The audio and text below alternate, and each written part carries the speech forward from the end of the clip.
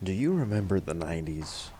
Playing games in the arcade, listening to records on jukeboxes, those weird infomercials that stuck in your mind. It was a feel good time, a fan favorite, something to look back on fondly. It was a great time for video games too, back when games were stripped down to their bare essentials with a focus on activity without all this backseat gaming with cutscenes and diarrhea of the mouth dialogue. To me, Wanted Dead reminds me more of the early 2000s, with games like Ninja Gaiden. The devs are some of the original Team Ninja members. The developer's description of Wanted Dead openly acknowledges the references to an earlier time in gaming and culture as a love letter to the sixth generation. This is fine by me, as that period is gaming's greatest generation. Wanted Dead is an homage infused with strange elements that attract more than they repel. I appreciate being able to play a game that is game-oriented in an era of movie game simulators. I like getting straight into action that has pace and thinking through how to approach encounters based on technique and split-second reaction times. I also can appreciate the occasional full-motion video cutscene with cheesy conversations and artful animations. With the exception of a small bit of exploration in between the main missions, in which you can investigate a whole-ass police station, Wanted Dead has one speed, which is go. The main character, Hannah Stone, is an absolute killing machine, channeling the energy of Beatrix Kiddo as she massacres everyone put in front of her like a good contract killer. She's the ragtag leader of the zombie unit, aptly named for the fact that they can take on hordes of spongy androids that eat enough bullets to fill a ramen bowl. What's the deal with you and this goddamn soup? Through the game's lore, we discover that Hannah is not who she seems, that she sold her soul to the corporate devil and was given a second chance to make things right by biting the hand that fed her in the name of liberating Hong Kong from an army of synthetic humans.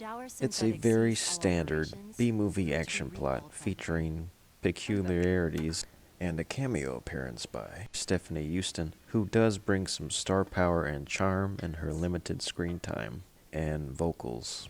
Apparently, she had a hand in directing the cutscenes as well, and she gives off a wholesome vibe hosting Vivian's late night chow cooking show in the bonus material. Wanted Dead has a plot that led me to believe it could be going places, making use of pre-rendered action cutscenes and eye-candy anime sequences that offer some sense of engagement through the contrast of styles. But ultimately, the story leaves us with unanswered questions and a fleeting sense of comprehension, which may be the point. There are a lot of ideas at work in Wanted Dead, but none of them seem to reach a logical endpoint. The game is a hack-and-slash hybrid with guns and a rudimentary cover system that is more of a use for hiding enemies than it is in aiding the player because of the widespread scarcity of ammo throughout the 5 stages, necessitating close-quarters slasher combat, which is probably the best way to experience the game anyway. A lone miniature skill tree exists, providing some basic upgrades from absolute bare-bones combat and some modifications to pre-existing abilities, but it never branches into different ways to change how the game is played. I actually don't mind this limitation, as multiple skill trees can sometimes be overwhelming, but if you're looking for deep combat variety or customization, this game isn't that.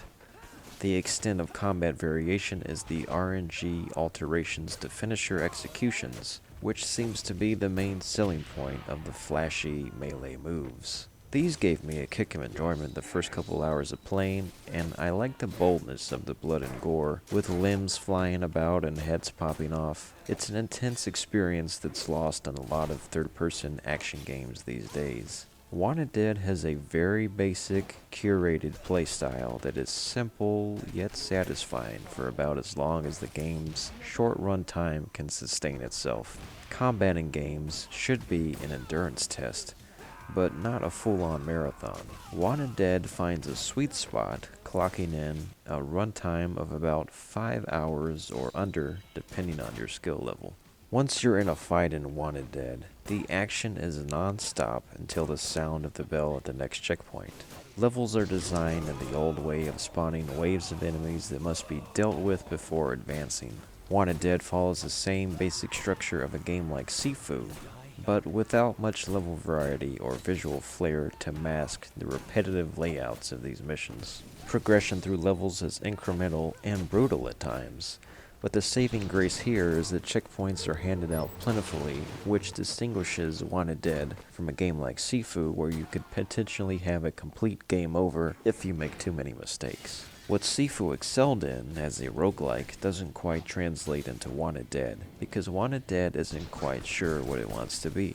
Wanted Dead is a tough game throughout, but thanks to this generous checkpoint system, dying rarely feels as if you've lost any meaningful ground. Guns exist, but enemies absorb so much that you might as well ignore them half the time and just go for the throat.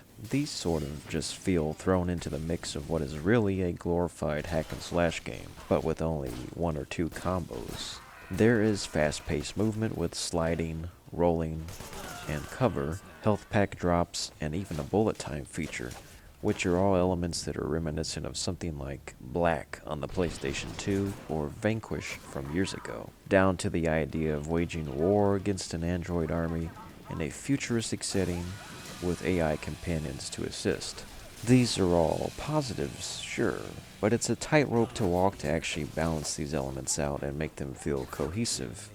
For the most part, Wanted Dead does a decent job of this, but there are of course games that exist that have done this better. Personally, I enjoy the challenging difficulty and the mostly uncensored gore, which was stylish enough to keep me going.